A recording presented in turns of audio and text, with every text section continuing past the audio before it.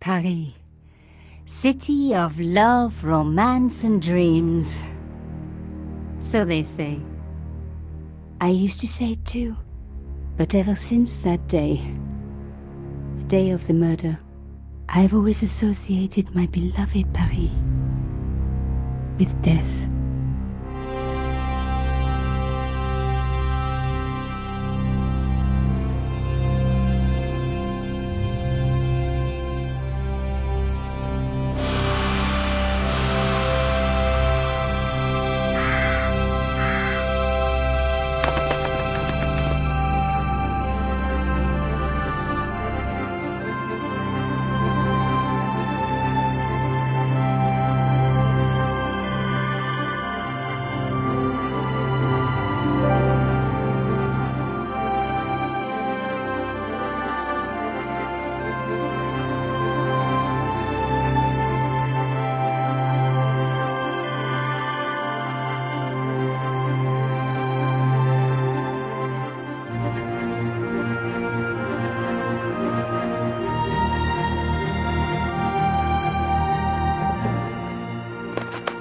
I was at home having a bath when my editor called.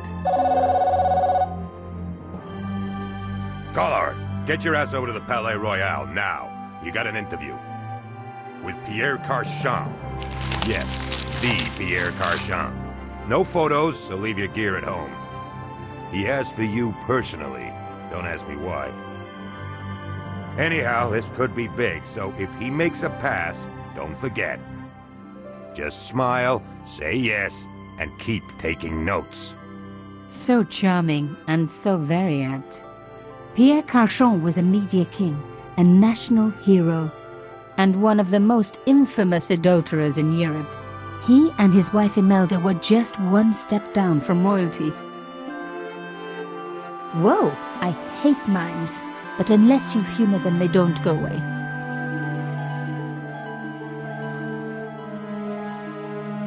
Here I was, the palace of the Media King and the Ice Queen. I pressed the doorbell and set in motion a chain of events which would change my life forever. Yes? What is it? Madame, my name is Nico Collard. I'm here to see Monsieur Carchon. Come up, we're on the first floor.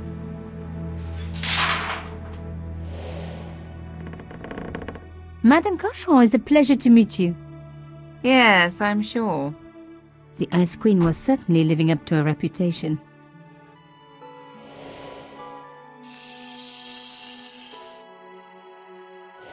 Will you be staying for the interview? Mademoiselle, I know little of my husband's business affairs, and I care even less. I certainly have no intention of watching him pore over yet another pretty little journalist. Pretty? You're too kind, madame. Ah, the talented and very beautiful Mademoiselle Collard. Such a pleasure to meet you at last. Monsieur Carchon, I am honored. Oh, I'm sure you are. Call me Pierre, please. But I do not flatter you idly. I was a friend of your father. He was a great man. My father? He never mentioned. He and I were very close. And then his death. So tragic. I must... Imelda, your damned cat's in my study again. Another Ming vase, I suppose.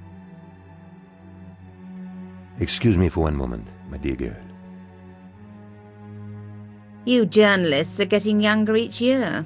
Perhaps it's the rest of the world getting older, madame. That was no cat. My God, what? Monsieur Carchon!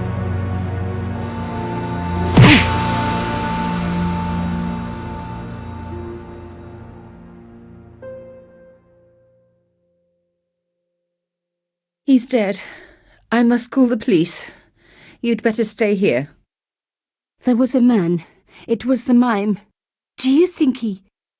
Well, I believe we can rule out suicide, don't you? No wonder they called her the Ice Queen. She would have been top of my list of suspects if I hadn't seen the attacker myself. And if I hadn't come across a couple of murders just like this already. One of the most important men in Europe murdered And here was I, Nico Coulard, alone at the scene of the crime. Should I wait for the cops? Or start my own investigation? It was a no-brainer.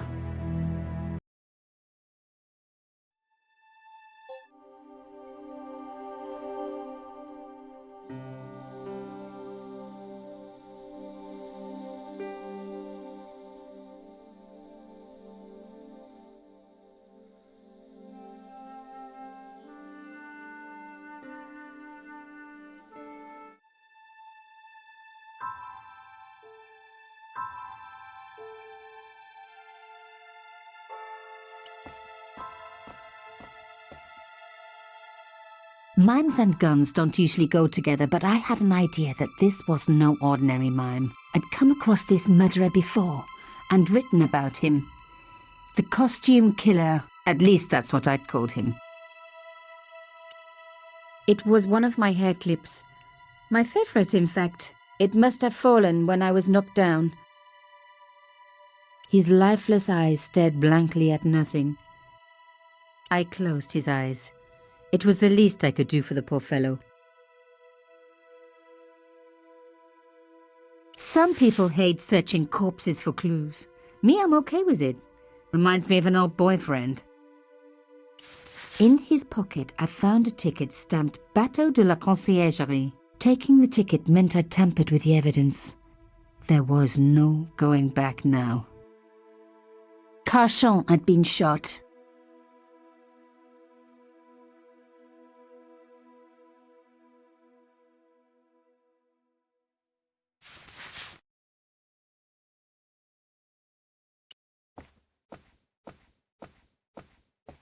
A bust of Pierre Carchon, humble servant of La France. The bookcase was filled with obscure first editions.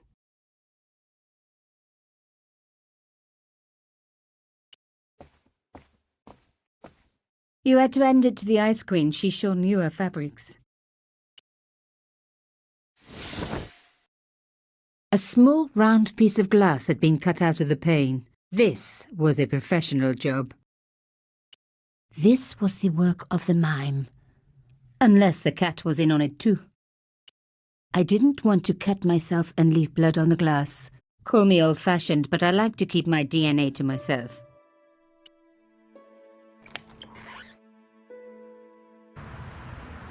The killer must have used a ladder to reach the window. He was long gone. Guess he folded that ladder up, popped it in his pocket and took it with him. Pierre Carchon again. His eyes seemed to follow me around the room. The police could turn up at any minute. Somewhere there were clues to the murder, and I needed to find them.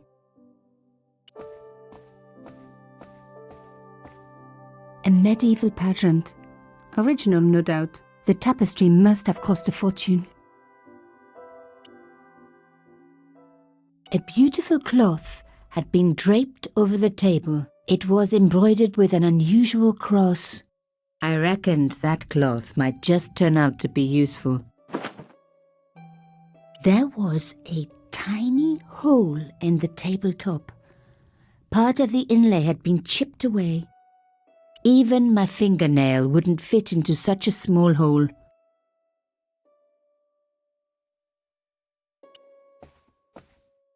Imelda had talent, but I certainly wasn't going to tell her that.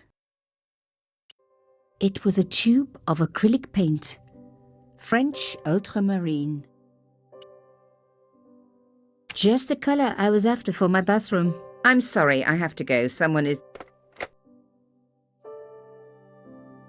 Young lady, what are you doing? Oh, this paint. It's my favourite colour. For God's sake, keep the damn stuff.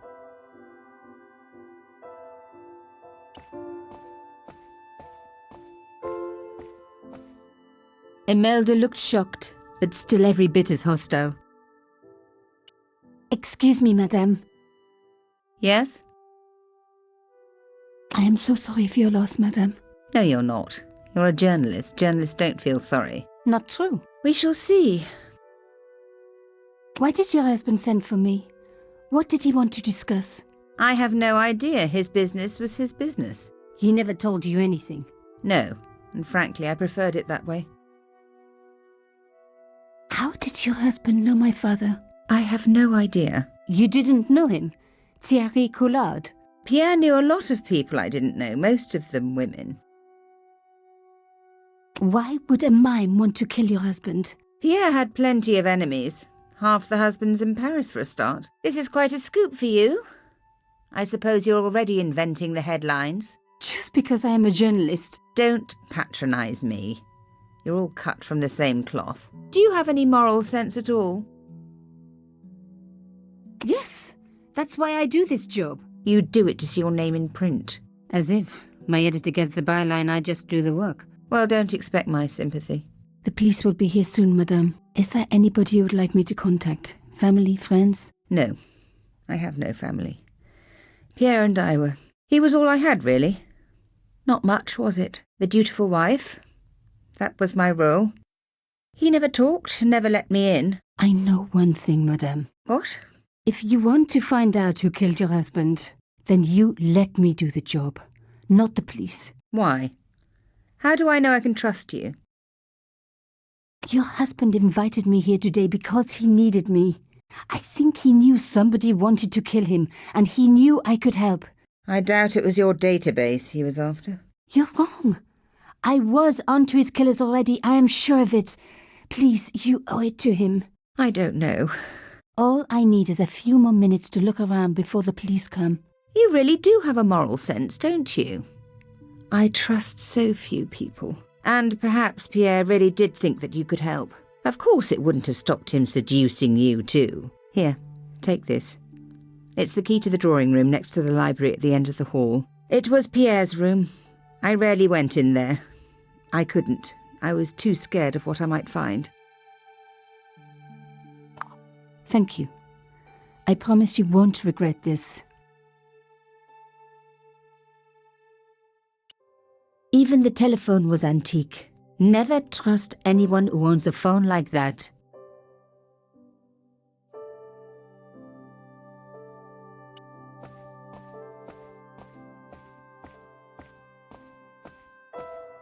The tapestry...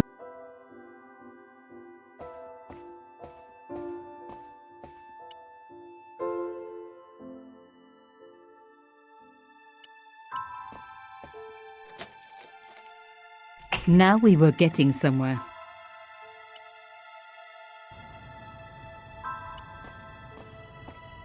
The painting showed the Carchons together, in love.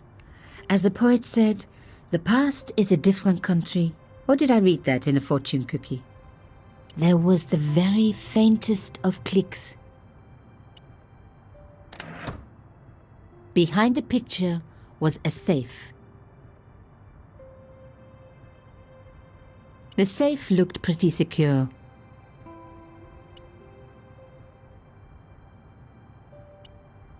The safe's lock was too secure for me to pick. How come it always works in movies, huh?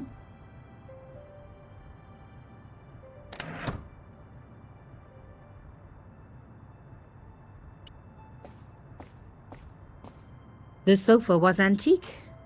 For one horrible moment, I had an image of a naked Carchon wriggling around on it with a young journalist. Oh.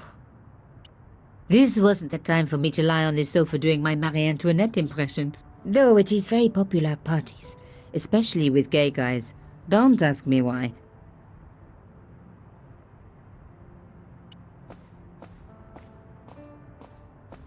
As expected, the desk was yet another priceless antique. Yawn. The blotter and in tray had clearly been placed with mathematical precision. My heart skipped a beat. It was a carved elephant. But not just any carved elephant. It had been made by my father. I knew for certain because in my apartment I had its exact twin, carved into a box he had made. So Carchon had known my father. They really must have been friends. I decided to take the carved elephant. It clearly meant nothing to Imelda. I didn't want to take the tray, but I knew that I could use it.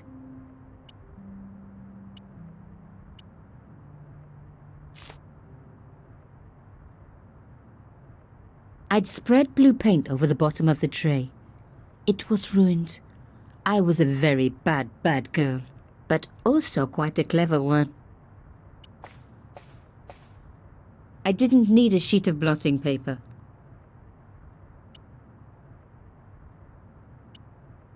No.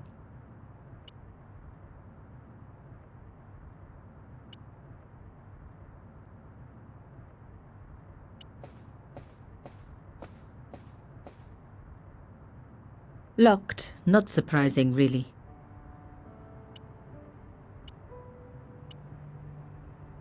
It didn't work, but I guess it would have been surprising if it had.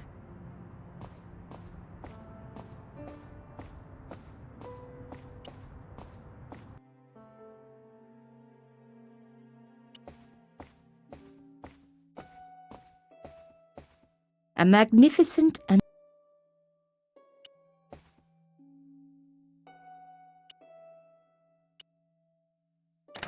aha! Nico, you are just so damn good at this stuff. Instead of comforting Imelda, I was ransacking her flat. Why? Because there was something going on here, and I had to get answers before the cops arrived. And hey, she'd been rude to me, so she had it coming.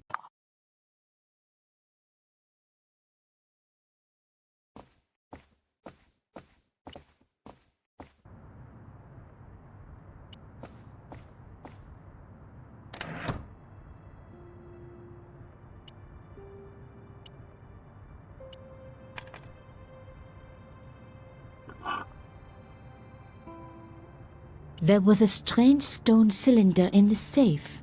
In the safe was some kind of artifact. There were strange symbols on its surface. It looked like the printer's blocks I'd made at art school.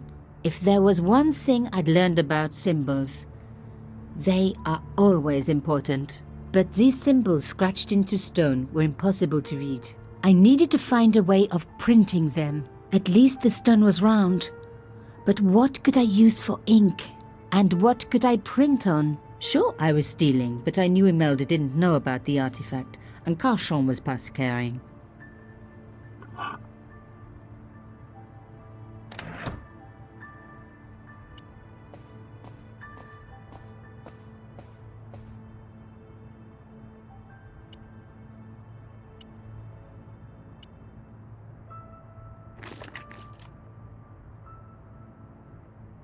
I rolled the artifact in the paint until it was completely coated. I didn't need a sheet of blotting paper. Not while it was blank. An antique tray with paint spread all over it. Not a lot I could do with that.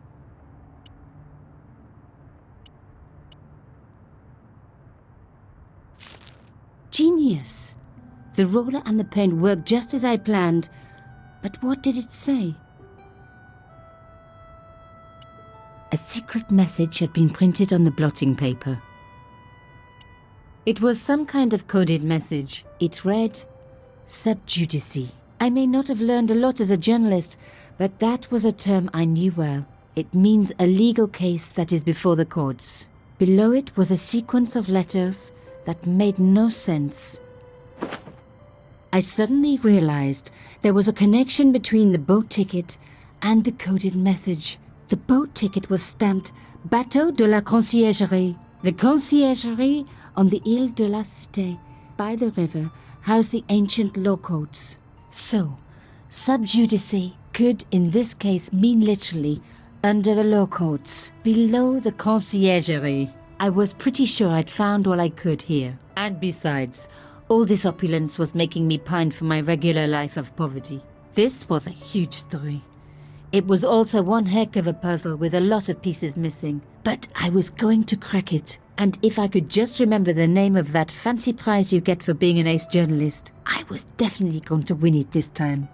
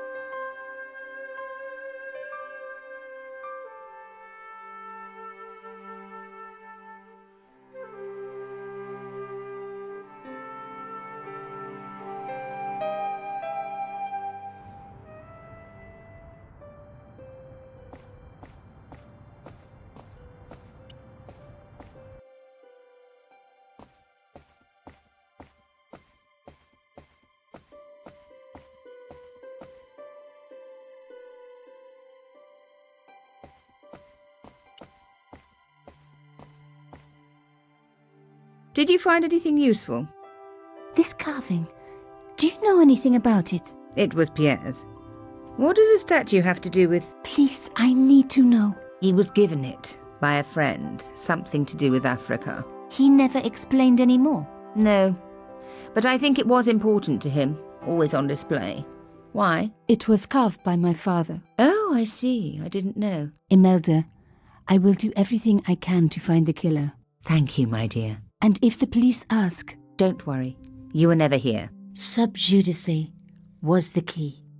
I was going to have to find a way under the conciergerie. I decided to head straight for the quayside on the Ile de la Cité. If there was a way of getting under the conciergerie, it would have to be from there.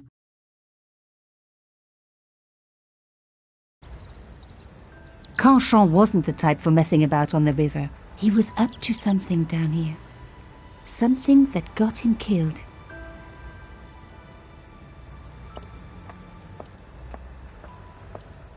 This fence was a permanent fixture.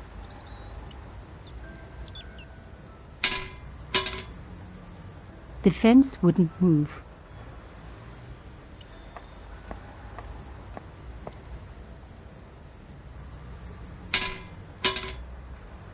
This fence wouldn't move either.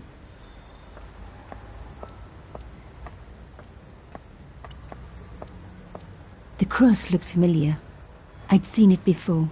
It was embroidered on the lace cloth I'd picked up at Carchon's apartment. I knew I was on the right track.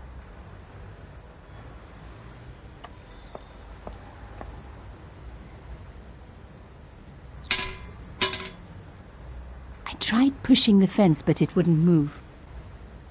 A strange pair of locks stopped the latches from releasing the gate.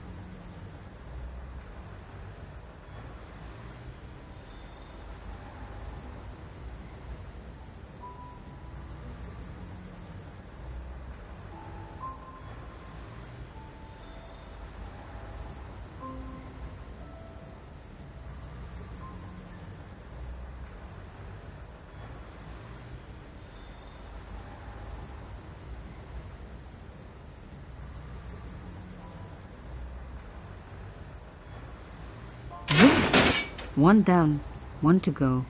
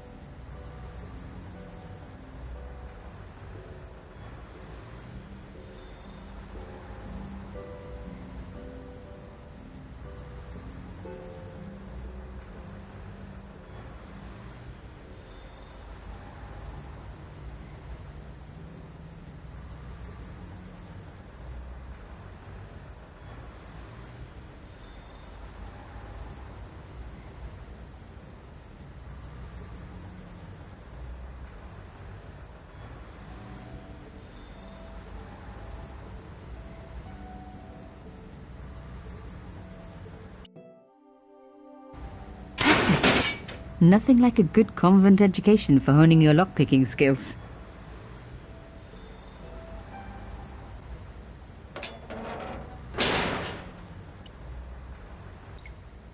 For a room full of junk, that was one very sophisticated lock system. This place was definitely fishy, in more ways than one.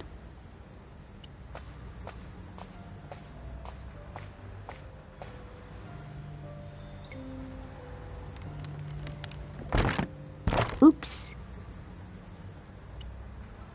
It was an old shell case, probably from the 50s. I knew what I was talking about. I grew up watching war movies. An old shell case. I wondered what that was doing there.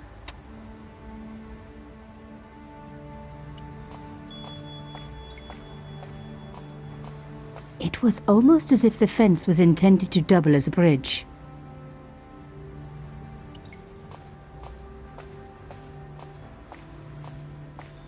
A rough hole was cut into the pillar. The words "sinister" and "Dexter" were carved on either side. Now any good convent girl like me knows the old Roman for left, right, left, right. But what did it mean here?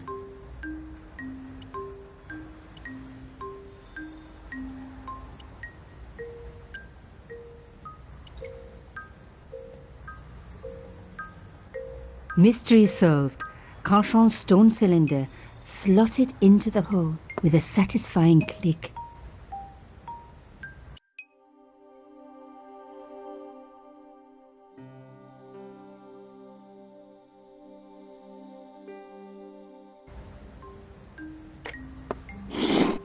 A satisfying click told me I turned it to the right position. It felt like tumblers.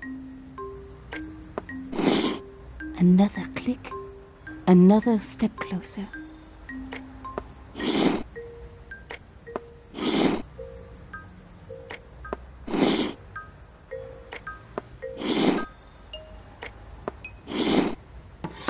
I love the sound of locks clicking open.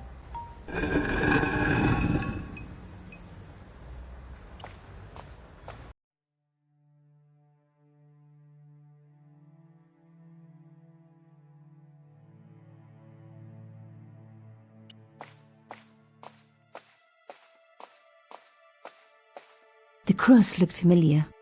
I'd seen it before. Oh my God! The slab came down with a hell of a force.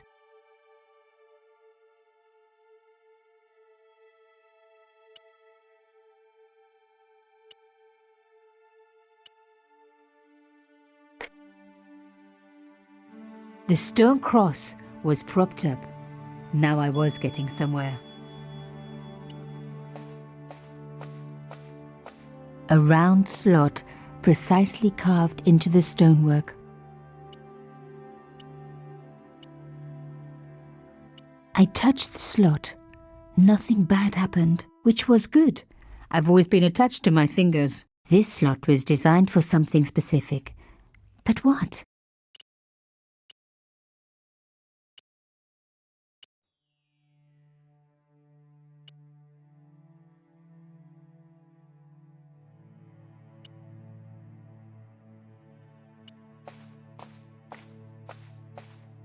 The cross was firmly propped up.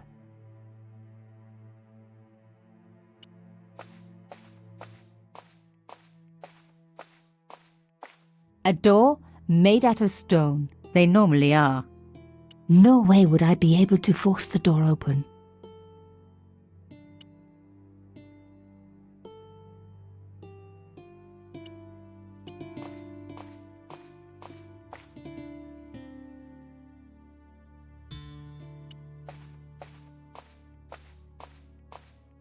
I removed the shell case.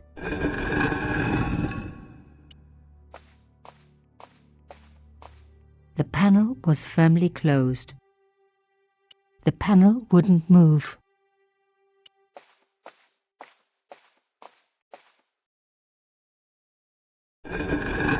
Lifting the cross closed the entrance door and also opened some kind of stone panel. Ingenious.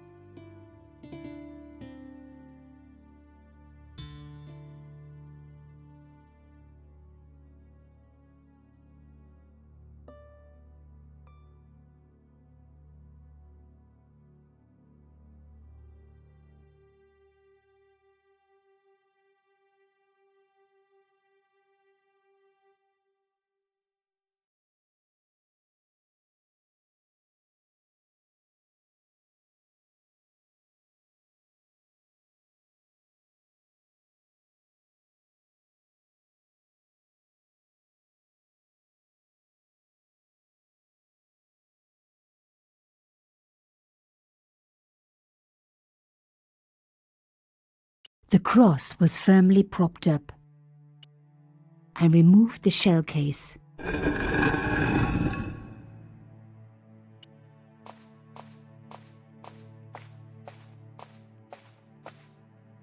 Ut lex vel ut next sumito. To the law or unto death, submit.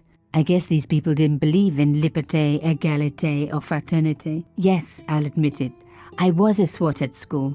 I also wore lipstick and the nuns never knew.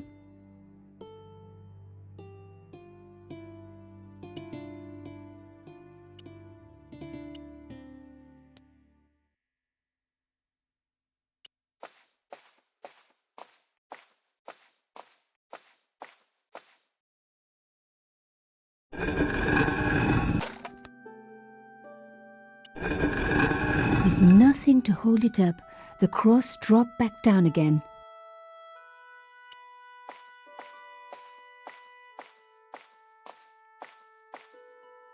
The stone slab had flattened one end of the shell case.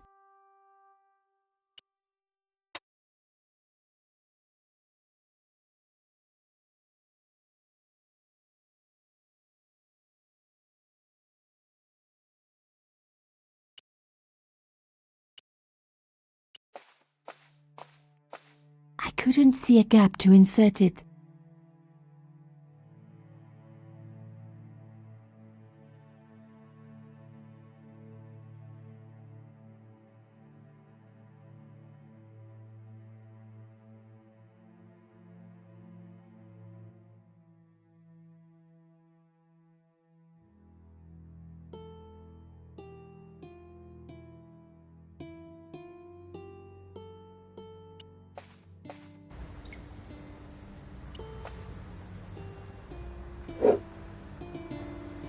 I removed the stone cylinder.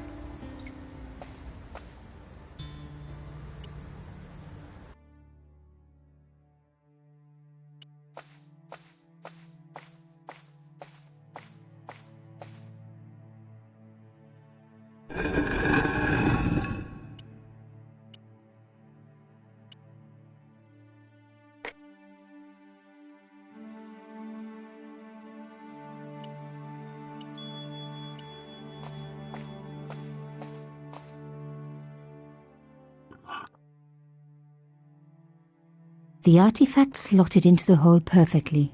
Behind the old walls, I could hear some kind of mechanism groaning into life, but whatever had been triggered had now jammed.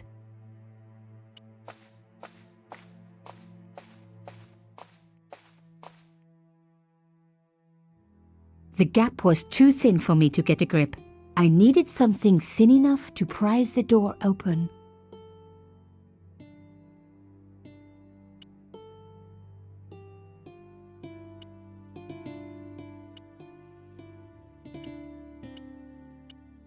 I was going to need something a lot stronger than a hair clip to free the door.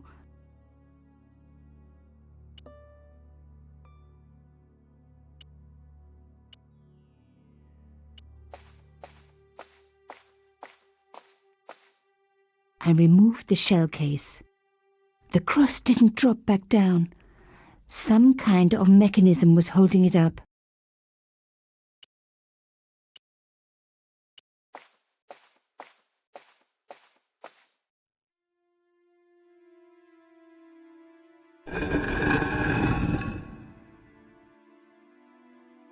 Another good use for a shell case. Another secret room. Somebody had something to hide. But was it what I was looking for?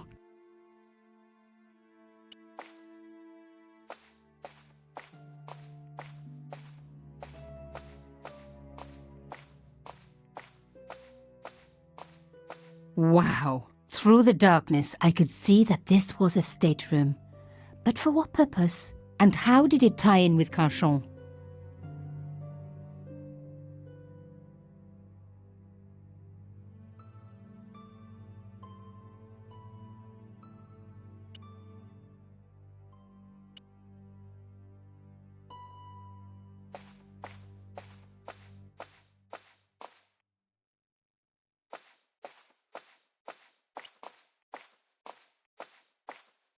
Amazing!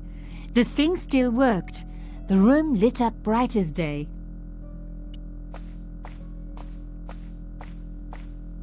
A slot next to the safe door. All I had to do was find something to fit into it. It was like being back in kindergarten. All I needed now was a shape that would fit the slot. Lady Justice stared out from a stone door, which was locked and reinforced with steel bands.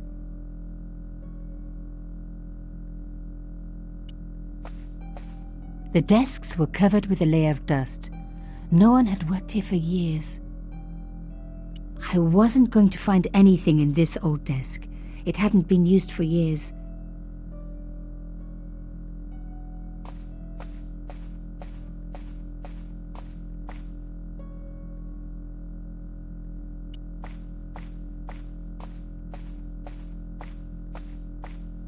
It was a drawer. I wondered what was inside.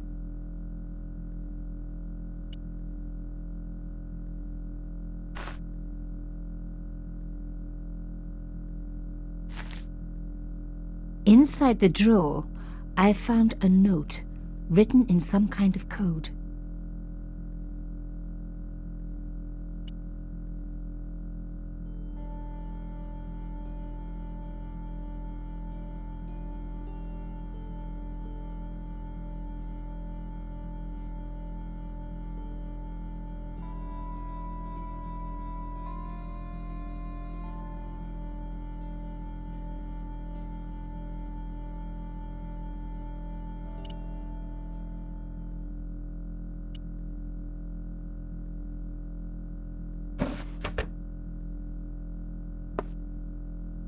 Damn, don't you just hate it when that happens?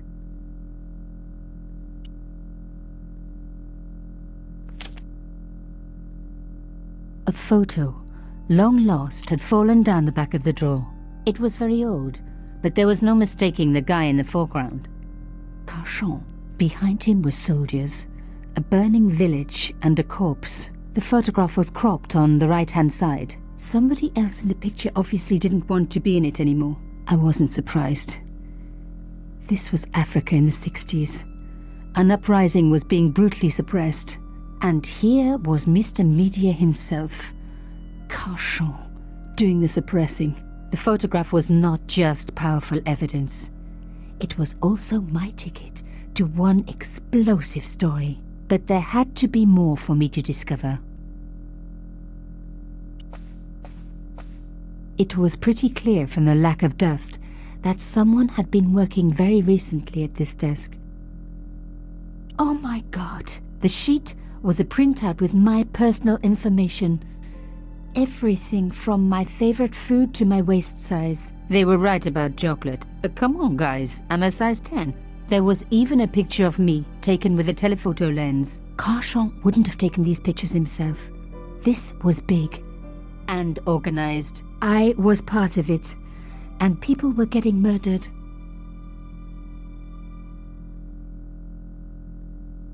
The dregs at the bottom of the mug hadn't dried out or gone moldy. It wasn't more than a day old.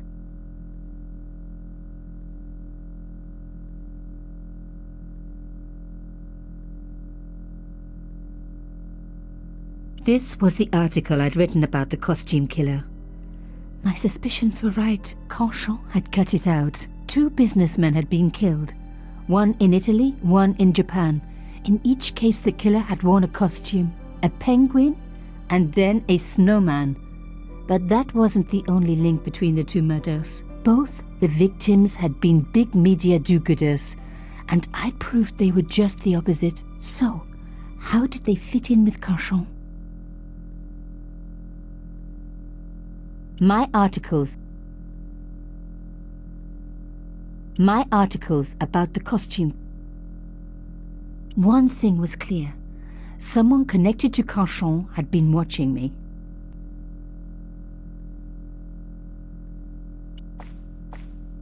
The drawer had come out easily enough, but wouldn't fit back into place.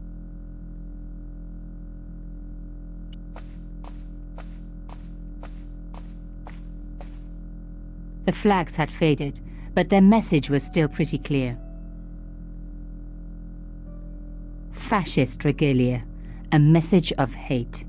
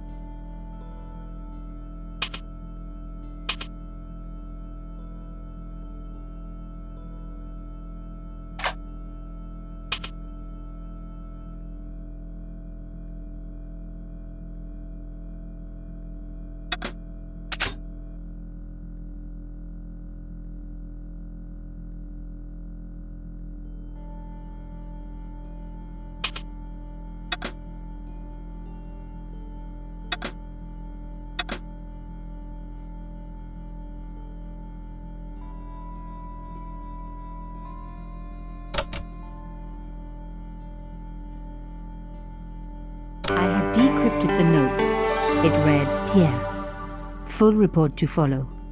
But this is too urgent to wait. Arno and Yamada both dead. This is not a coincidence. Indeed, it seems that all of us who came together in July are in danger. Take great care. X. I wasn't the only one to make the connection between the costume killer murders. I'd been right all along. That was why he had asked to meet me. But what did I know that he didn't? I had enough for a story. An amazing story that was going to make my reputation and blow Conscience to pieces. I needed to get home fast and start typing.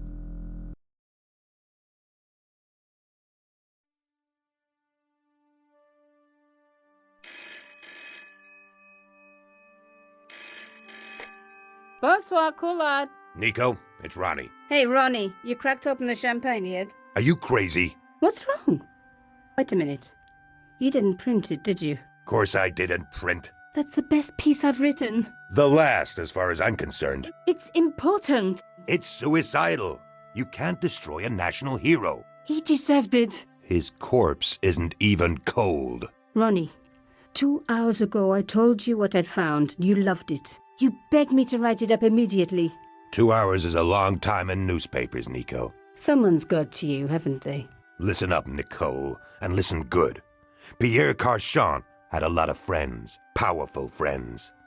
For your own sake. Forget what happened. You got it. End of conversation. Good night. This should have been my big break, but I knew there was nowhere else to sell this story. If Ronnie wouldn't print it, nobody would.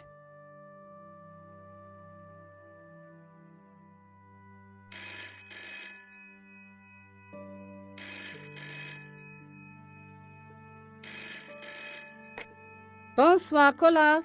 Mademoiselle Collard, my name is Plantard. I need to talk to you about your story. Your Pierre Carchon story. How did you know about that? There are people out there, madame, who will be very upset by this story. Oh, really? Well, it's their lucky day. It's been spiked. Yes, I know. We must meet. We must? I have information relating to your costume killer stories. Tomorrow morning, 8 a.m., Café de la Chandelle Verte, Rue Alain Court. I shall be wearing a grey overcoat. You must talk to no one about this. You can't tell me what to... Tomorrow at 8. I'll be waiting. People complain about newspaper articles all the time, but not usually before they're printed. I was beginning to feel scared. This guy, Plantard, could I trust him? Should I meet him or forget the whole business? I didn't have an answer.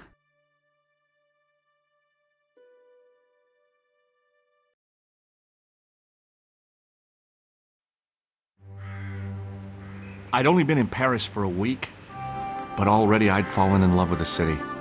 My latest discovery was a little cafe, La Chandelle Verte. I was pretty sure the waitress was taking a shine to me. That old Stobart charm, I guess.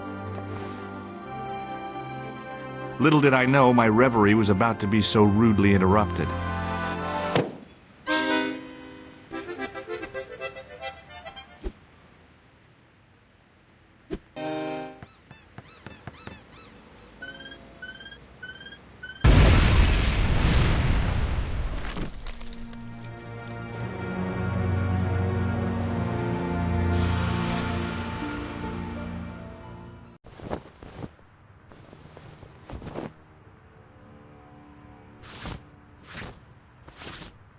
As I picked myself up, I was really angry. 1 minute, I'm on vacation. The next minute, some clown's blown me up. I knew right away what I was going to do. I was going to find that clown and bring him to justice. Because justice matters. Justice is up there with liberty. And equality. And, fraternity. After all, that's why I'd studied law, wasn't it? Well, that and the money, of course.